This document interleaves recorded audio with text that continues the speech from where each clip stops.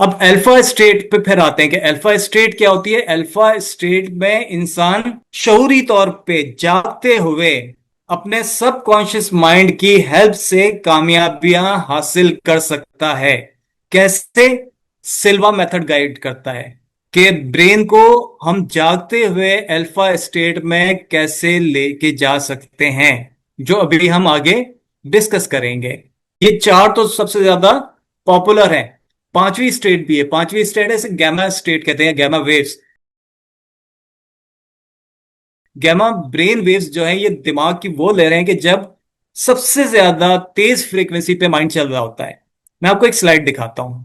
अच्छा, ये स्लाइड आपने देख ली। इसमें देखिए जो डेल्टा वेव्स हैं बिल्कुल इसकी फ्रीक्वेंसी लो है, और फिर थीटा वेव्स की फ्रीक्वेंसी इससे थोड़ी ज्यादा है, अल्फा वेव्स की फ्रीक्वेंसी थोड़ी सी और ज्यादा है, बीटा वेव्स की उससे ज्यादा है, और फिर गैमा की सबसे ज्यादा हाई फ्रीक्वेंसी है। ठीक है, इसकी टेक्निकलिटीज में हम अभी नहीं जाते, जरूरत भी नहीं है। तो ये जो होती है गैमा वेव्स ये ब्रेन वेव्स क्या होती है जो सबसे ज्यादा तेज फ्रीक्वेंसी पर होती है। ये पीक मेंटल परफॉर्मेंस पर होती है। सबसे ज्यादा अचानक हमारे माइंड में कोई ख्याल आ जाता है, तो अचानक आता है तो क्या मतलब है, इसका मतलब ये है कि बहुत तेजी से ख्याल आया ना हमारे। हम किसी प्रॉब्लम का सोल्यूशन सोच रहे हैं, उसका सोल्यूशन जब हमें मिल गया तो इतनी तेजी से ये सोल्यूशन हमारे माइंड में है, इतनी तेजी से हमारे जहन में कोई ख्याल आ गया। इसे आहा मोमेंट भी कहते हैं। आहा, क्या कहते हैं? Aha moment. कि इंसान सोच में लगा हुआ एकदम एकदम से होता है कोई कोई आइडिया आ गया, आहा, आइडिया मिल गया, तो आहा मोमेंट कहलाता है। ठीक है, जैसे कोई किसी मसले का हल समझ आ जाना, जिसको हम आम जुबान में कहते हैं ना दिमाग की बत्ती जलना। अच्छा, ये तो है एक जो हमारे फिजिकल वर्ल्ड की बात होगी ना, लेकिन रूहानी कैफियत या गहरी जो इबादत में इंसान चला जाता है, या मेडिटेशन में मुराकबा करने वाले लोग जो बहुत ज्यादा मेडिटेशन की प्रैक्टिस करते हैं, और फिर अल्लाह की तरफ से अता की हुई एक रूहानी कैफियत, इस तरह के लोगों को ये जो गैमा स्टेट है ये अता होती है, उनको उनके पास होती है। और उनको ये लहरें या ये जो परफॉर्मेंस है ये इनके पास होती है। आपने वो हदीस पाक सुनी होगी ना कि मोमिन की फरासत से डरो, क्योंकि वो अल्लाह के नूर से देखता है। ये फरासत क्या है? ये मेंटल पावर है, गैमा स्टेट है। और ये स्टेट जो होती है मोस्टली सूफिया कराम के पास होती है, या फिर अल्लाह जिसको अता कर दे। अब आ जाते हैं सिल्वा मेथड के पे वापस आ जाके। सिल्वा मेथड अल्फा स्टेट में जाने की एक्सरसाइज भी बताता है और गाइड करता है। अब अल्फा स्टेट जो है इसके की फीचर्स क्या है ये भी जान लेते हैं कि इसका फायदा क्या होता है। इसका फायदा ये होता है कि इंसान relaxed but aware, not sleepy, कि सो नहीं रहा होता, जागते में अवेयर रहता है, माइंड इतने शार्प हो जाता है। और इससे जहन पुरसुकून और बेदार रहता है ना, कि सुकून में भी रहता है माइंड, और एक्टिव और बेदार भी रहता है। और फिर क्रिएटिविटी इंक्रीज होती है, आइडियाज अच्छे अच्छे आते हैं।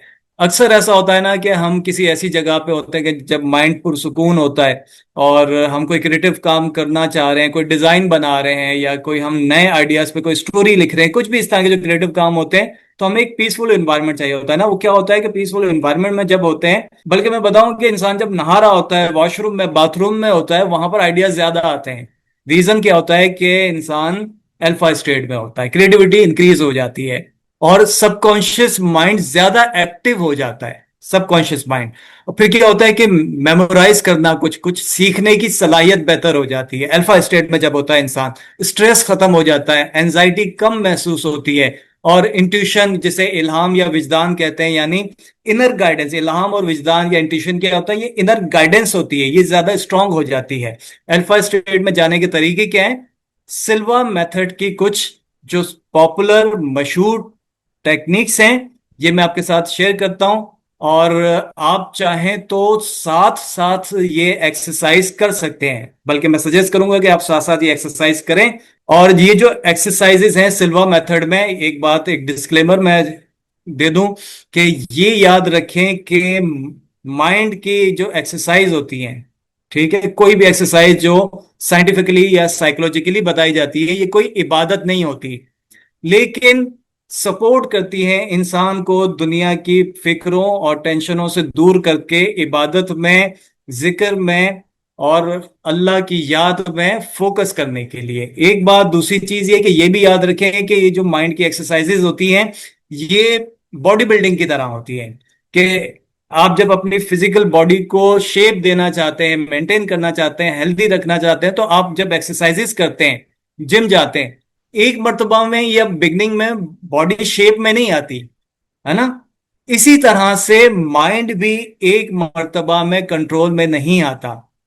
आपको रेगुलर एक्सरसाइज करनी होती है, फिर जाके आपका माइंड जिस तरह से बॉडी शेप में आती है, इसी तरह से माइंड भी कंट्रोल में आता है। तो पहली टेक्निक, ये टेक्निक, इसका नाम है मेंटल स्क्रीन टेक्निक।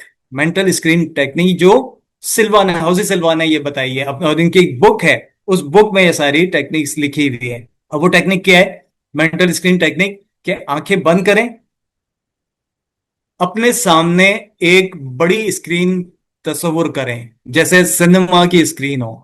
आप मूवी देखने जाते हैं, घर में भी, होम थिएटर भी अगर बहुत सारे लोगों ने बनाया होता है, कि जो स्क्रीन होती है बड़ी, तो वो विजुलाइज करें आपके सामने एक बड़ी स्क्रीन है, और उस स्क्रीन पे अपने आप को ही वो सीन, वो मंजर दिखाएं जो आप चाहते हैं। फॉर एग्जाम्पल, योर गोल्स, आप अपने आप को कामयाब देखना चाहते हैं, इम्तिहान में कामयाब देखना चाहते हैं। आप ये चाहते हैं कि किसी प्रॉब्लम में अगर हैं तो उसका सोल्यूशन आप चाहते हैं, आप सोल्यूशन आप चाह रहे हैं, लेकिन आप स्क्रीन पे ये देखें कि प्रॉब्लम सॉल्व्ड है। अगर आपको खुदा ना खास्ता कोई फिजिकल प्रॉब्लम है, हेल्थ इश्यू है, तो आप अपने आप को हेल्दी उसमें देखें स्क्रीन पर। मकसद क्या है? मकसद ये कि हमेशा ऐसा आउटकम देखें जैसे वो पहले ही हकीकत बन चुका है। हम अक्सर कहते हैं ना कि ऐसा हो जाए, हम दुआएं भी मांग रहे होते हैं, ऐसा हो जाए, वैसा हो जाए, ये हो जाए, वो हो जाए।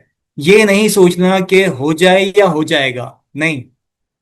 ये देखना है, विजुलाइज करना है स्क्रीन पे कि हो चुका है। आप अपने आप को हेल्दी देखना चाहते हैं, वेल्दी देखना चाहते हैं, आप अपने आप को सक्सेसफुल देखना चाहते हैं, तो उस पर देखें, विजुलाइज करें।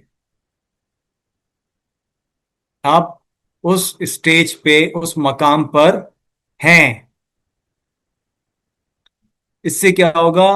आपके सबकॉन्शियस माइंड में आप अपने आप को सक्सेसफुल, हेल्दी जब रिस्टोर कर देंगे, सेव कर देंगे अपने आप को सक्सेसफुल, फिर आपकी जिंदगी का हर कदम कामयाबी की तरफ आपको लेके जाएगा। आपका माइंड आपको गाइड करेगा। कहीं आप गलती भी कर रहे होंगे तो वो आपको फोकस करवाएगा कि नहीं, तुम्हारा रास्ता ये नहीं, ये है, तुम्हारा टारगेट ये नहीं, ये है। सबकॉन्शियस माइंड गाइड करेगा। ये अल्फा स्टेट में जाने की एक टेक्निक है। अब सेकंड टेक्निक पे आते हैं, इसे कहते हैं मिरर ऑफ द माइंड। अब इसमें करना क्या है? Imagine a mirror in front of you, यानी अपने जहन में एक आईना बनाएं। आपके सामने एक आईना है, आईने के लेफ्ट साइड पर अपनी प्रॉब्लम या नेगेटिव कंडीशन को विजुलाइज करें। लेफ्ट साइड पर, मिरर के आईने के लेफ्ट साइड पे, इस नेगेटिव कंडीशन या प्रॉब्लम को आईने से हटाकर राइट साइड की तरफ देखें, और अपनी कामयाबी या पॉजिटिव सॉल्यूशन देखें, जो अभी आपने थोड़ी देर पहले स्क्रीन पे अपने आप को सक्सेसफुल या जो भी आपके डिजायर है वो आपने देखा। अपने आप को जैसा देखना चाहते हैं, अब अपने आप को सक्सेसफुल देखना चाहते हैं, आप चाहते हैं कि लोग आपसे इंस्पायर हों। आप अपनी लाइफ में लोग अगर इंस्पायर ना भी हों तो आप सेटिस्फाइड हों, आप हैप्पी रहें, आप रिलैक्स रहें, अपने आप को वैसा देखें। ये एक्सरसाइज सबकॉन्शियस माइंड को नेगेटिविटी से पॉजिटिविटी की तरफ ले जाती है, बदल देती है। अब अगर आप ये एक्सरसाइजेस करते हैं, डेली अगर करते हैं, रात को सोने से पहले करते हैं ये एक्सरसाइजेस, और आपको इन एक्सरसाइज की प्रैक्टिस हो जाती है, आपकी आदत बन जाती है, और आप रिलैक्स फील करना शुरू कर देते हैं, आप मोटिवेटेड फील करना शुरू कर देते हैं। अब आपके सामने सडन, आप ऑफिस में हैं या कहीं भी कोई ऐसी सिचुएशन में जहां और लोग भी हैं, अब वहां बैठ के आप विजुलाइज तो नहीं करेंगे ना, मेडिटेशन करने तो नहीं बैठ जाएंगे कि मैं अपने माइंड को कैसे रिलैक्स करूं। अगर आप डेली प्रैक्टिस करते हैं और आपको ये समझ आ जाती है कि आप अल्फा स्टेट में जा सकते हैं, तो इसके लिए होजे सिल्वा ने एक टेक्निक बताई है जो थ्री फिंगर टेक्निक, यानी ऐसी सिचुएशन कि जहां पर आप अकेले बैठ के या मेडिटेशन में नहीं बैठ सकते, कोई ऐसी सडन सिचुएशन आपके सामने आ गई कि जहां पर आपको अपने माइंड को रिलैक्स करना है, तो फिर आप क्या टेक्निक है, थ्री फिंगर टेक्निक। और थ्री फिंगर टेक्निक क्या होती है? आपका थंब, इंडेक्स फिंगर और मिडिल फिंगर, इनको मिला लें, थ्री फिंगर टेक्निक कहलाती है। अगर आप कहीं पे भी किसी ऐसी सिचुएशन में हैं जो आपके ऊपर एकदम से स्ट्रेस आ रहा है, या आपको काम का कोई बर्डन आ गया, आपके ऑफिस में, आपके घर में, या कोई भी सिचुएशन में, आप अपने फ्रेंड सर्कल में भी, और कोई ऐसी बात हो गई कि आपका मूड ऑफ हो गया, तो अपने आप को रिलैक्स करने के लिए आप ये थ्री फिंगर, ये सिल्वर टेक्निक की एक टेक्निक है। मगर इससे पहले आपकी ये प्रैक्टिस होनी जरूरी है कि आपको ये पता हो कि अल्फा स्टेट में आप जा सकते हैं। तो ये क्विक टेक्निक है कि आप आंखें बंद करके मेडिटेशन के बजाय आप ये कर लें, और फिर आप विजुलाइज अपने माइंड की तरफ कंसंट्रेट करें, आपको क्विक रिलैक्स मिल जाएगा। ये तीन फिंगर्स ऐसे प्रेस, चाहे ऐसे प्रेस करें, मगर जाहिर सी बात है आप ऐसे प्रेस करेंगे तो लोगों का ध्यान आपके फिंगर्स की तरफ जाएगा। आप प्रेस करके रखें, चाहे तो दोनों हाथों से करके रखें। तो ये फुर्सत में आप ये एक्सरसाइज अगर करते रहे ना, और जब आप ये प्रैक्टिस करें, ये एक्सरसाइज करें, तो जो सुकून और फोकस आपको हासिल हो उसको माइंड में सेव कर लें।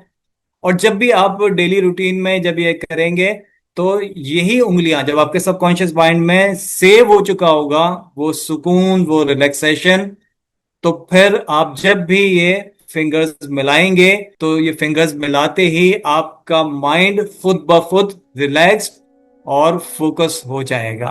है ना, इंटरेस्टिंग है ना। अब फोर्थ टेक्निक, एक और टेक्निक,